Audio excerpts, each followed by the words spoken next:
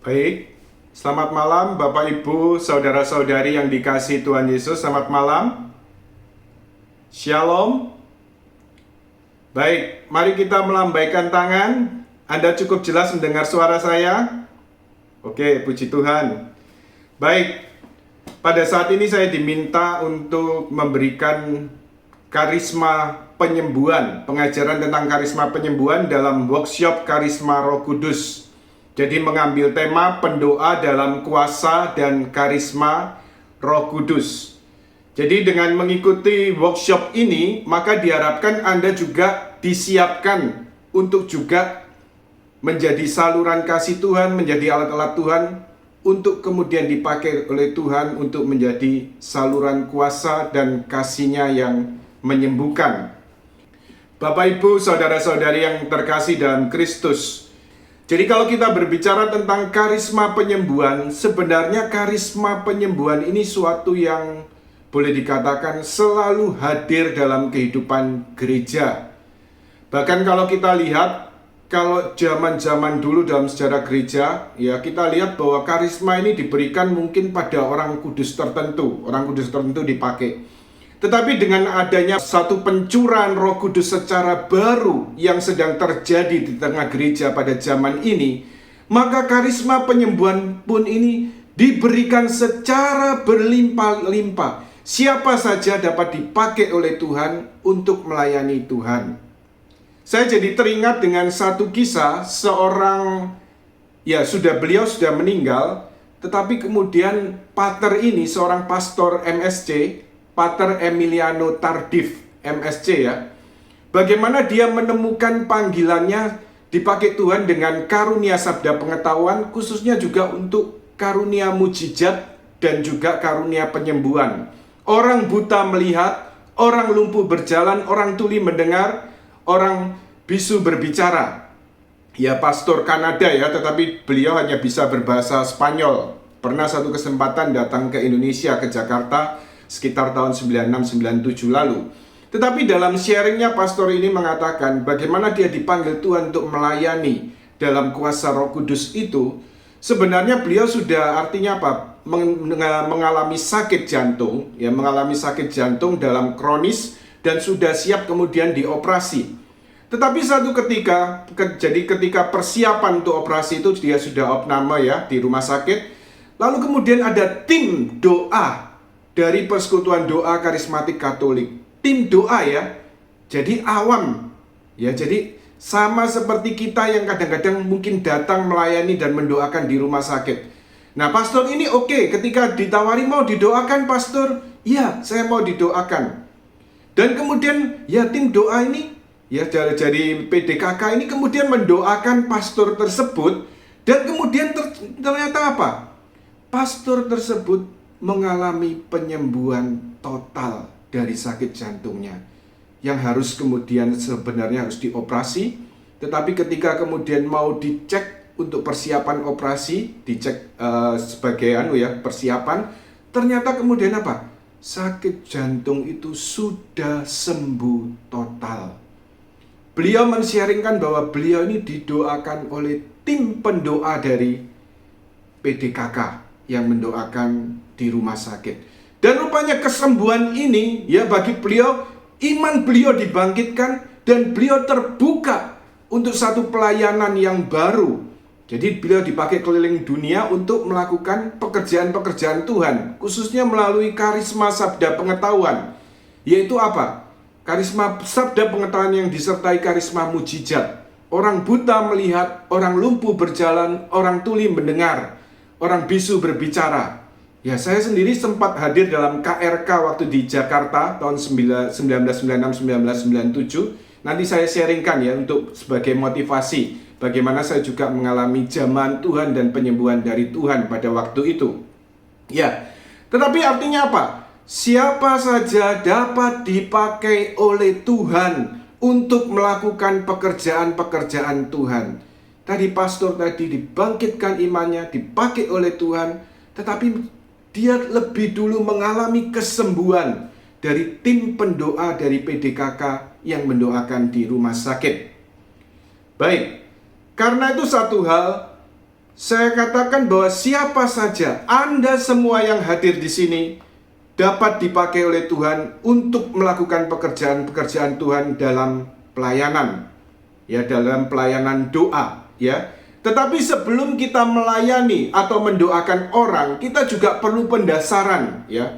Dasar-dasar yang diperlukan supaya kita dapat melayani dengan baik, supaya pelayanan itu juga dapat dipertanggungjawabkan. Jadi kalau kita lihat bagaimana Tuhan Yesus mewartakan Injil, dan pewartaan Tuhan Yesus ini juga disertai tanda-tanda dan kuasa. Yesus juga melayani dan juga menyembuhkan orang, mengusir setan-setan, mengadakan tanda-tanda dan mujizat. Kita lihat bagaimana dalam Injil, kita lihat bagaimana Yesus mewartakan Injil juga disertai tanda-tanda dan kuasa, disertai juga karisma penyembuhan ini.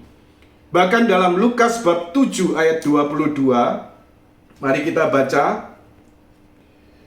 Jadi dalam hal ini kita lihat bagaimana Yohanes masih bertanya-tanya, ya. Ketika dia di penjara, dia bertanya-tanya, apakah Yesus yang dia dengar ini dari orang-orang yang berbicara, dia ini sungguh-sungguh Mesias. Dan kemudian murid-muridnya diutus untuk datang kepada Tuhan Yesus. Dan apa jawaban Yesus?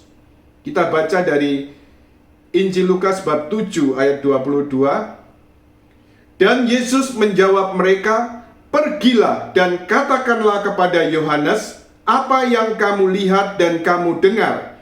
Orang buta melihat, orang lumpuh berjalan, orang kusta menjadi tahir, orang tuli mendengar, orang mati dibangkitkan, dan kepada orang miskin diberitakan kabar baik. Jadi Yesus tidak menjawab dengan banyak kata-kata bahwa saya ini benar-benar Mesias loh. Enggak, ya. Tetapi Yesus menyatakan apa? Tanda-tanda penyembuhan dan mujizat yang dia lakukan ini merupakan tanda-tanda bahwa dia adalah Mesias yang dijanjikan. Kemudian juga kalau kita lihat dalam Injil, bagaimana Injil kemudian beberapa teks kitab suci, Matius bab 4 ayat 23, lalu Matius bab 8 dan juga bab 9, ini banyak sekali kemudian menceritakan tentang penyembuhan-penyembuhan yang dilakukan Tuhan Yesus. Lalu Matius bab 15 ayat 30, Matius bab 12 ayat 28. Kemudian satu hal yang perlu kita sadari, ketika Yesus mewartakan Injil dan juga melakukan penyembuhan-penyembuhan, mujizat-mujizat dan pengusiran setan, Yesus melakukan semua itu dalam kuasa Roh Kudus. Mari kita lihat dalam Lukas bab 4 ayat 14 sampai 15. Mari kita baca bersama. Dalam kuasa Roh kembalilah Yesus ke Galilea, dan tersiarlah kabar tentang dia di seluruh daerah itu. Sementara itu ia mengajar di rumah-rumah ibadat di situ, dan semua orang memuji dia. Lalu dilanjutkan ayat 18 sampai 19. Roh Tuhan ada padaku, oleh sebab ia telah mengurapi aku, untuk menyampaikan kabar baik kepada orang-orang miskin. Dan ia telah mengutus aku untuk memberitakan pembebasan kepada orang-orang tawanan, dan penglihatan bagi orang-orang buta, untuk membebaskan orang-orang yang tertindas, untuk memberitakan tahun rahmat Tuhan telah datang. Jadi satu realitas bahwa di sini ketika Yesus menyembuhkan orang sakit, Yesus mengusir setan-setan, Yesus juga mengadakan tanda-tanda dan mujizat, Yesus selalu melakukan artinya apa? Dalam kuasa Roh Kudus.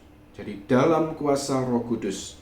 Dan memang kemudian kalau saya coba ketika mempersiapkan ini, saya search gambar di Google, ya, Jesus and Holy Spirit, begitu ya. Ternyata akhirnya ketemu gambar ini ya. Jadi Yesus ketika menyembuhkan orang lumpuh di kolam Bethesda ya itu ya. Ternyata kalau Anda lihat gambarnya ini, bagian atas ada gambar burung merpati ya.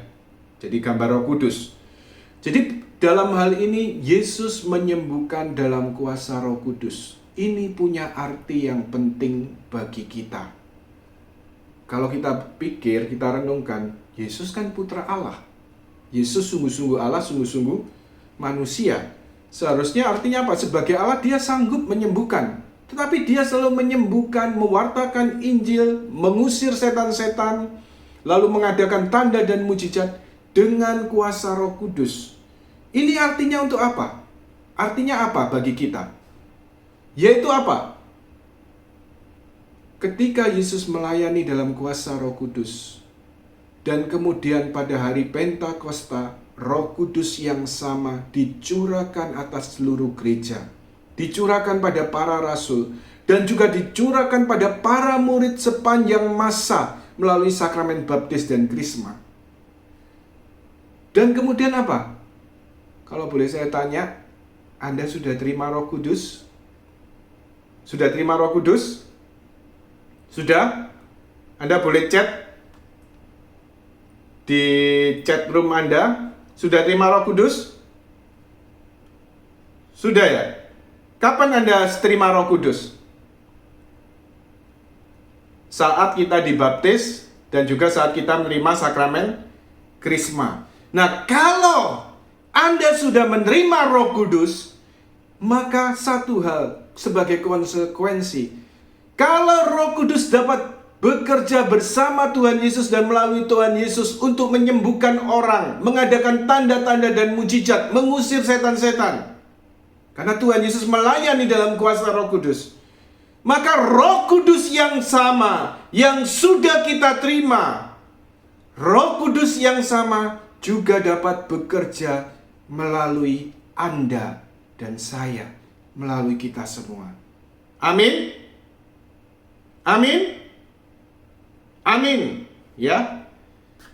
Jadi Roh Kudus yang menjiwai Tuhan Yesus, roh di mana Yesus melayani dalam kuasa Roh Kudus, Yesus menyembuhkan dalam kuasa Roh Kudus, Yesus mengusir setan dalam kuasa Roh Kudus, Yesus melakukan tanda dan mujizat dalam kuasa Roh Kudus. Roh Kudus yang sama yang telah kita terima, yang tinggal dalam diri kita, Roh Kudus dapat memakai kita untuk juga menjadi saluran kuasa Allah untuk menyembuhkan, untuk membebaskan, untuk mengadakan tanda dan mujizat.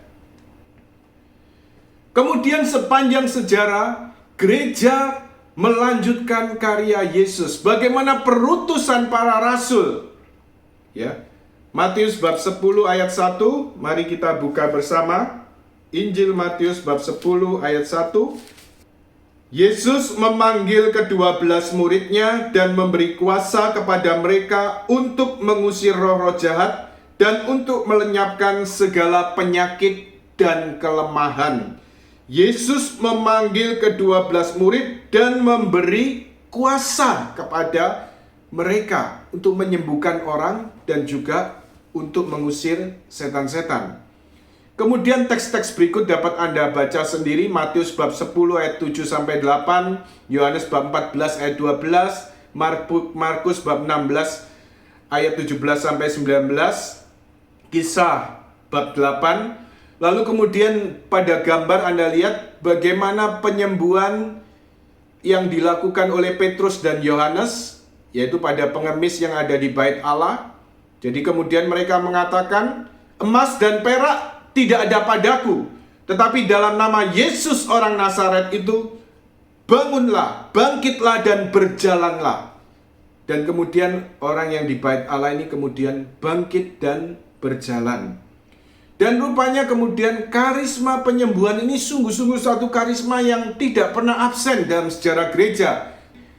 Kemudian kalau kita lihat dalam pengalaman Santo Fransiskus Xaverius, seorang misionaris, ya, seorang misionaris besar yang kemudian juga sempat ke Indonesia, ya, ke Ternate sana, ya. Nah, tapi kemudian satu ketika dia mau masuk ke Goa, India, terus terang pewartaan Injil, evangelisasi yang dia lakukan ditolak. Karena apa? Orang-orang di Goa, di India sana merasa ya tidak terlalu menarik pewartaan tentang Tuhan Yesus itu. Karena apa? Mereka, orang-orang India punya spiritualitas yang dalam. Ya. mempunyai kehidupan batin yang dalam. Jadi nggak dianggap Fransiskus Xaverius. Tetapi kemudian ya pastor misionaris ini, Santo Fransiskus Xaverius berdoa mohon bimbingan Roh Kudus, mohon bimbingan Tuhan. Dan dia mendapatkan inspirasi. Ya, walaupun orang-orang India yang orang dewasa kemudian menolak, tetapi di sekelilingnya ternyata kemudian apa? Banyak anak-anak mengikuti. Karena apa? Anak-anak kecil ini, anak-anak India ini merasa ini orang besar, tinggi besar, kulit putih, nggak hitam seperti mereka. Ya jadi mereka merasa excited, mereka merasa senang ya. Jadi ngerumuni Fransiskus Xaverius ini. Dan saat itu kemudian ketika dalam doa, justru keadaan ini dipakai oleh Tuhan. Tuhan berikan inspirasi. Akhirnya kemudian apa? Fransiskus Xaverius kemudian mengajarkan anak-anak itu doa penyembuhan. Jadi kalau ada yang sakit, orang tuamu, tetanggamu, keluargamu, siapa saja, nanti taruh tanganmu ya pada orang yang sakit, lalu katakan apa? Dalam nama Tuhan Yesus, sembuhlah. Setelah anak-anak kecil itu diajar itu, mereka sudah pulang ya. Dan kemudian apa yang terjadi? Tidak beberapa lama kemudian, beberapa hari kemudian, banyak orang kemudian berdatangan. Mereka datang ke Fransiskus Xaverius. Siapa Tuhan Yesus itu? Siapa Yesus itu? Anak-anak ini menumpangkan tangan dan berkata, dalam nama Yesus sembuh atas orang-orang sakit di desa itu, dan terjadi banyak penyembuhan. Siapa Yesus itu? Kami tidak pernah kenal. Dia bukan nama dewa-dewa dalam agama mereka ya. Lalu kemudian disitulah pewartaan di India, di Goa mulai terbuka. Karya misi di situ. Dan akhirnya kemudian mulai di situ Santo Fransiskus Xaverius mewartakan Injil, dan mereka juga mau menerima, mau terbuka dan menerima Injil. Jadi kemudian di sini kita lihat bagaimana karisma penyembuhan tidak pernah absen dalam sejarah gereja. Juga sampai saat ini dalam proses beatifikasi, ketika calon orang kudus diangkat menjadi beato beata, atau kanonisasi diangkat menjadi santo santa, selalu diminta apa? Selain diperiksa pertama-tama kebajikan mereka, tetapi selalu diminta apa? Ada tanda-tanda dan mujizat yang terjadi karena doa, karena perantaraan doa-doa orang kudus tersebut, calon orang kudus tersebut. Jadi karisma ini tidak pernah absen dalam kehidupan gereja. Nah, sekarang kita lihat tentang karisma penyembuhan. Ya, adalah manifestasi Roh Kudus di mana terjadi penyembuhan fisik atau psikologis atau rohani atau suatu pembaharuan, terutama karena karya Allah. Walaupun sarana-sarana alami tetap bisa digunakan. Jadi kita sadar kalau disebut karisma atau karunia Roh Kudus, ya Anda sudah sejak awal di tema selalu katakan karisma ya. Jadi karisma penyembuhan. Jadi karisma ini adalah karunia Roh Kudus yang diberikan oleh Roh Kudus untuk pelayanan. Ya, jadi untuk pelayanan. Jadi fungsinya memang diberikan untuk pelayanan. Jadi satu hal, kalau itu disebut karisma penyembuhan, sungguh-sungguh kita sadari ini adalah manifestasi Roh Kudus. Kehadiran dan karya Roh Kudus. Jadi yang menyembuhkan siapa? Roh Kudus. Ya, Tuhan Yesus dalam kuasa Roh Kudus. Di mana kemudian oleh kuasa Tuhan Yesus dalam kuasa Roh Kudus terjadi penyembuhan fisik, penyembuhan psikologis, penyembuhan rohani. Jadi karisma penyembuhan ini bukan soal fisik saja, tetapi juga soal psikologis dan rohani. Juga satu pembaharuan rohani. Dan semuanya karena karya Allah, terutama karena karya Allah. Walaupun sarana alami tetap bisa digunakan. Nah, sarana alami ini maksudnya apa? Pengobatan medis. Ya, pengobatan medis. Nah, mungkin ada pertanyaan, bagaimana dengan pengobatan alternatif? Wah, ini cukup panjang lebar nanti ya kalau kita menjurus ke sini. Ya, artinya apa ya? Kalau itu sebatas misalnya ya tusuk jarum, atau kemudian pijat refleksi atau pijat tanpa ada tenaga-tenaga, ya. Jadi tidak pakai tenaga paranormal, ya itu tidak ada masalah, ya. Atau pengobatan herbal, ya tidak ada masalah, ya. Itu bisa menyertai. Tetapi yang menjadi masalah kalau itu sudah menggunakan tenaga-tenaga paranormal, ya. Jadi satu hal, karena apa? Kita lihat penyembuhan ini, kita lihat kenapa dapat menemukan jawaban di sini, ya. Arti Kristiani penyembuhan. Kalau kita berbicara tentang karisma penyembuhan, penyembuhan Kristiani ini adalah penyembuhan yang utuh dan menyeluruh, yaitu penyembuhan tubuh, jiwa, dan roh. Jadi bukan soal fisik saja. Kalau fisiknya sembuh, batinnya nggak sembuh, rohnya nggak sembuh, apa gunanya? Ya, bayangkan seandainya ya, misalnya fisiknya sembuh, tapi kemudian itu kerjaan roh jahat. Ya, rohnya diikat roh jahat, apa gunanya? Ya. Jadi apa gunanya itu? Ya. Jadi dalam hal ini kita perlu sadar penyembuhan Kristiani adalah penyembuhan yang utuh dan menyeluruh, yaitu penyembuhan tubuh, jiwa, dan roh.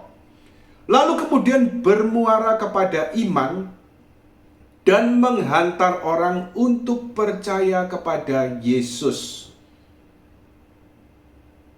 Baik, saya ada teks, ya, ini akan kita lihat berikutnya, ya, tapi ini mendahului. Baik, mari kita lihat dalam Markus bab 16 ayat 17 sampai 18 dilanjutkan ayat 20. Ada di PowerPoint ini, ya. Mari kita baca bersama. Tanda-tanda ini akan menyertai orang-orang yang percaya. Mereka akan mengusir setan-setan demi namaku. Mereka akan meletakkan tangannya atas orang sakit, dan orang itu akan sembuh. Mereka pun pergilah memberitakan Injil ke segala penjuru, dan Tuhan turut bekerja dan meneguhkan firman itu dengan tanda-tanda yang menyertai. Jadi artinya apa? Tanda-tanda, mujizat-mujizat, penyembuhan-penyembuhan, pembebasan atau doa pengusiran setan ini tidak bisa dilepaskan dari pewartaan Injil, ya. Mereka pun pergilah memberitakan Injil ke segala penjuru, dan Tuhan bekerja dan meneguhkan firman itu dengan tanda-tanda yang menyertai, ya. Jadi dalam hal ini penyembuhan Kristiani selalu bermuara kepada iman dan menghantar orang untuk percaya kepada Yesus. Ya, jadi ini bedanya, ya. Contoh, ya, misalnya orang disembuhkan oleh paranormal atau tenaga tertentu. Mungkin orang katakan, waduh, paranormal itu ciamik loh. Paranormal itu hebat. Ya, tenaga itu loh luar biasa. Tenaga paranormal supranatural ini luar biasa. Tapi kalau orang sembuh karena didoakan doa penyembuhan secara Kristiani, misalnya oleh pendoa, ya, atau mungkin ya pelayan-pelayan Tuhan, mungkin juga romo-romo yang terkenal dalam pelayanan doa penyembuhan. Tetapi orang selalu sadar, yang menyembuhkan siapa? Siapa yang menyembuhkan? Siapapun pendoanya, siapa yang menyembuhkan? Tuhan Yesus. Nah, kalau Anda dipakai mendoakan untuk doa penyembuhan ini, siapa yang menyembuhkan? Tuhan Yesus. Kita hanya alat. Dan kemudian penyembuhan Kristiani selalu menghantar, membawa pada penyembuhan rohani yang terdalam, yaitu apa? Keselamatan. Sehingga dalam Injil, kalau Yesus setelah menyembuhkan orang, pergilah, imanmu telah menyelamatkan engkau. Yesus selalu katakan itu. Pergilah, imanmu telah menyelamatkan engkau. Dan penyembuhan yang terdalam ini adalah keselamatan. Nah, ini kalau orang seandainya kemudian saya doakan, lalu nggak sembuh gimana? Loh, tunggu. Kita tidak bisa membatasi soal fisik. Nanti kita lihat, ya. Tetapi bisa saja dia dijamah secara batin, dia juga bisa dijamah secara rohani, ya. Kemudian kita lihat Penyembuhan yang sejati mengungkapkan ya kasih dan keterlibatan Allah dengan manusia yang menderita. Yesus selalu katakan apa? Artinya apa dalam teks Injil dikatakan seperti ini ya. Ketika melihat orang banyak itu, hati Yesus tergerak oleh belas kasihan. Jadi ketika orang berbondong-bondong mencari Yesus, kemudian hati Yesus tergerak oleh belas kasihan. Ya. Jadi ketika Yesus mau menyembuhkan, ini juga mau menyatakan kasih dan keterlibatan dengan Allah. Kasih dan keterlibatan Allah dengan manusia yang menderita. Ya. Lalu kemudian juga penyembuhan merupakan tanda kehadiran Allah dan bahwa Allah sungguh hidup dan mengasihi kita. Tadi ya saya sharingkan di awal bahwa saya pernah hadir dalam KRK Kebangunan Rohani Katolik 96 atau 97 antara itu ya, di Hotel Granada, sekarang Balai Sarbini Jakarta. KRK yang dipimpin, KRK dan Adorasi Kebangunan Rohani Katolik dan Adorasi yang dipimpin oleh Pater Emiliano Tardif MSc. Ya, beliau sudah meninggal ya sekarang ya. Tapi kemudian ada satu pengalaman menarik saya sharingkan di sini ya. Memang sebelum mengikuti, karena itu ada di daerah Senayan, Jakarta, sebelum mengikuti KRK itu sore sampai malam ya. Siangnya kami sempatkan mau lihat pameran komputer 9697. Waktu itu kemudian pada pameran itu ada yang menarik perhatian saya. Sekarang sudah jadi barang umum, tapi 9697 lalu menjadi barang yang langka. Yaitu apa yang menarik perhatian saya? LCD proyektor. Sekarang sudah umum kan ya? LCD proyektor itu, tapi waktu itu belum umum. Dan kemudian apa ya video klip yang diputar waktu itu? Itu yang menarik perhatian saya. Satu stadion bola penuh. Dan kemudian ada konser penyanyi rock. Dan yang menarik perhatian saya kenapa? Kok di kaosnya penyanyi rock ini, ya, kaosnya penyanyi rock ini ada gambar kepala yang dimakotai duri, ya, sosok Yesus yang digambarkan dimakotai duri. Tapi kemudian gambarnya apa? Yesus ini berteriak bermahkota duri, namanya penyanyi rock ya, jadi nggak perlu heran. Yesus berteriak, di bawahnya ditulis apa? I kill you. Waduh, kok serem begitu ya. Itu menarik perhatian saya. Tapi waktu itu saya spontan dalam hati, wah ini hujatan ya. Ya, jadi ini hujatan ya. Atau kalau sekarang mungkin istilahnya penistaan agama begitu ya. Ini hujatan. Nah, tapi kemudian itu satu stadion bola penuh ya. Kemudian malamnya saya hadir stadion mini. Sekarang Balai Sarbini, tapi waktu itu Hotel Granada. Stadion mini, bentuknya juga seperti stadion mini. Tapi di situ saya menyaksikan pekerjaan Tuhan dinyatakan melalui Kebangunan Rohani Katolik, adorasi dan juga doa penyembuhan itu. Saya melihat sendiri orang buta dijamah Tuhan, orang lumpuh berjalan, orang tuli mendengar, orang bisu berbicara. Dan kemudian pada saat itu saya sendiri mengalami ya berapa kali, tetapi kemudian ya dalam kondisi pokoknya pada waktu itu ya, siapa yang dijamah Tuhan maju bersaksi. Nah, tapi waktu itu saya sungguh-sungguh ketika kemudian ada sabda pengetahuan, ada seorang yang dijamah oleh Tuhan yang mengalami gangguan pendengaran, maju dan bersaksilah. Tapi saya takut, nggak berani saya bersaksi. Lalu kemudian ya nggak ada yang maju kan. Lalu kemudian masih berlanjut sabda-sabda berikutnya ya. Sabda-sabda berikut. Tapi kemudian lagi, saya tetap merasa, Pater itu mengatakan ya, Pastor tadi mengatakan, saya tetap merasa, dia mengatakan dalam bahasa Spanyol, lalu ada penterjemahnya ya dalam bahasa Indonesia. Saya tetap merasa ada yang dijamah dengan gangguan pendengaran. Maju dan bersaksilah. Waktu itu saya ingat, saya berlutut karena ada sakramen Maha Kudus yang dibawa keliling. Saya tambah takut ya. Lutut ini tambah suah, tambah gemeter, ndak karuan ya. Nah, tambah takut begitu. Sampai agak terakhir setelah sabda pengetahuan sudah mulai lebih jarang. Tapi masih terakhir, saya tetap merasa ada seorang yang dijamah gangguan pendengaran sekarang maju dan bersaksilah. Dan pada saat itu saya nggak kuat lagi. Saya nggak kuat lagi, akhirnya saya maju, saya pegang mic, klunuk pegang mic. Saya tadi yang dijamah Tuhan, terima kasih Tuhan. Tapi saya rasa bahwa pada saat itu penyembuhan itu bukan hanya soal gangguan pendengaran, tetapi juga penyembuhan itu apa? Mental, ya. Batin saya yang artinya apa? Takut untuk tampil, ya. Tetapi kemudian pada takut untuk bersaksi, kemudian saat itu Tuhan juga sembuhkan, supaya Tuhan juga berikan keberanian untuk bersaksi. Jadi puji Tuhan. Jadi dalam hal ini kita lihat, kalau tadi saya siangnya lihat satu stadion bola dengan penyanyi konser rock yang mungkin kaosnya ada gambaran yang menghujat Tuhan begitu ya. Tetapi malamnya saya lihat demo bagaimana Tuhan bekerja melalui tanda-tanda mujizat dan penyembuhan. Jadi artinya apa? Zaman ini, lebih-lebih dalam situasi zaman ini, di tengah situasi dosa yang merajalela, di tengah segala hujatan dan ketidakpercayaan, betapa Allah bekerja dengan kuasa Roh Kudus-Nya. Allah menyatakan kehadirannya.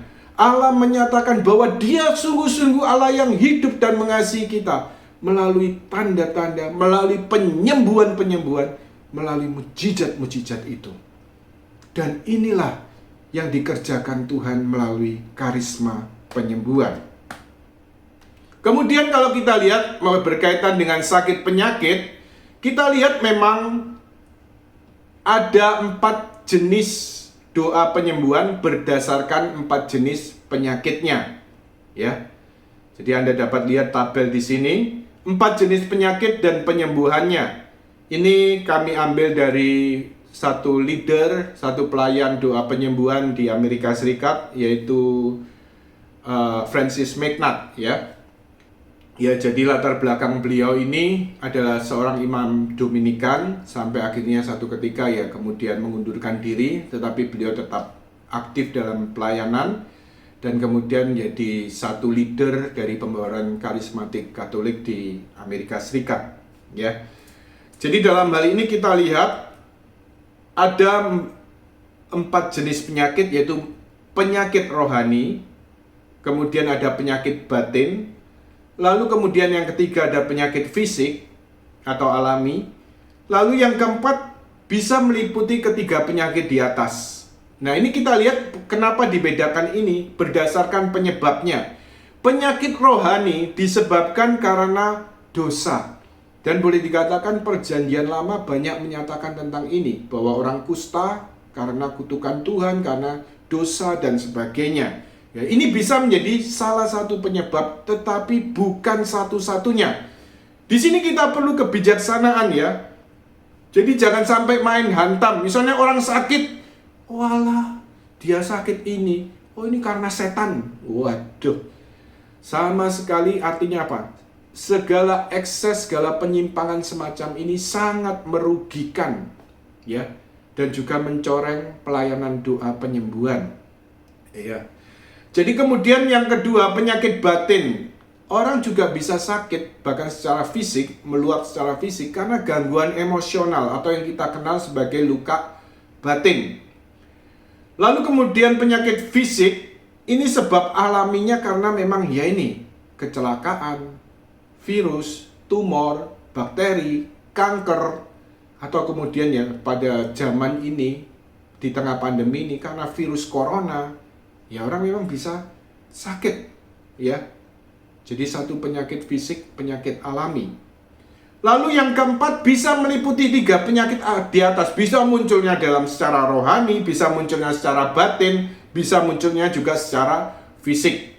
Tetapi tentu yang pasti kalau orang terikat oleh sebab ini, yaitu gangguan roh jahat, tentu dia juga selain kalau seandainya muncul secara fisik sakitnya, itu juga bisa jadi karena juga tentunya karena penyakit rohani juga, karena keterikatan pada kuasa kegelapan, ya.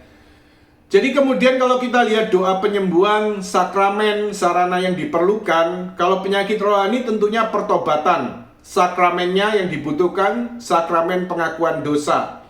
Lalu kemudian sarana lain yang dibutuhkan, konseling dan bimbingan rohani. Kalau berkaitan dengan luka-luka batin, maka diperlukan doa penyembuhan batin, ya. Jadi doa penyembuhannya. Sakramen yang diperlukan sakramen pengakuan dosa, karena kita tahu bahwa luka-luka batin yang meluap dari luka-luka batin yaitu benci, kemarahan, dendam, sakit hati, ini juga dosa. Maka kemudian sarana lain yang diperlukan konseling kejiwaan dan juga rohani. Penyakit fisik sebab alami tadi ya kita lihat, kecelakaan, virus, tumor dan sebagainya. Doa yang diperlukan doa iman untuk penyembuhan fisik. Dan ini yang kita kemudian belajar bersama pada kesempatan workshop karisma penyembuhan ini. Doa iman untuk penyembuhan fisik. Sakramen yang diperlukan yaitu sakramen pengurapan orang sakit. Ya, kita perlu melihat sakramen ini secara baru ya. Kalau dulu ibaratnya waduh, kalau sudah terima sakramen perminyakan berarti wes wayahe. Ya, sudah deket gitu. Tetapi saya pernah dengar sharing-sharing beberapa imam, ternyata setelah pengurapan memberikan sakramen pengurapan orang sakit pada sakit-sakit yang kritis, kemudian juga terjadi penyembuhan ya. Lalu kemudian sarana yang dapat dilakukan, sarana lain yaitu pengobatan medis.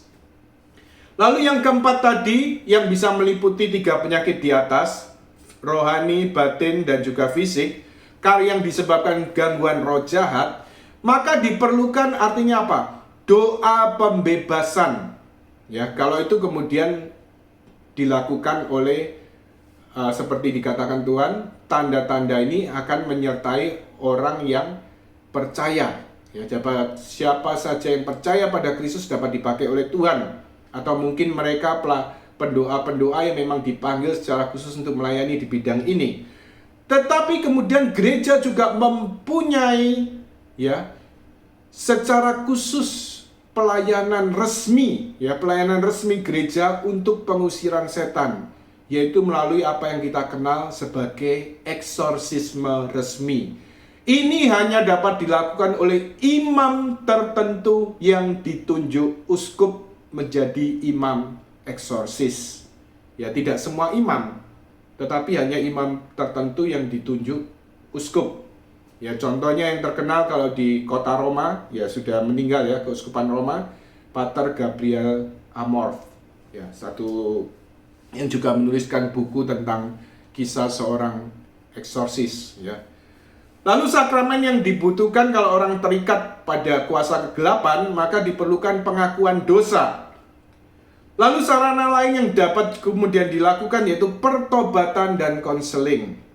Jadi perlu sekali sungguh-sungguh bertobat dan dibawa untuk sungguh menyangkal segala hubungan dengan roh jahat dalam berbagai macam bentuknya. Ini tentang 4 jenis penyakit dan 4 doa penyembuhannya. Father, I adore you.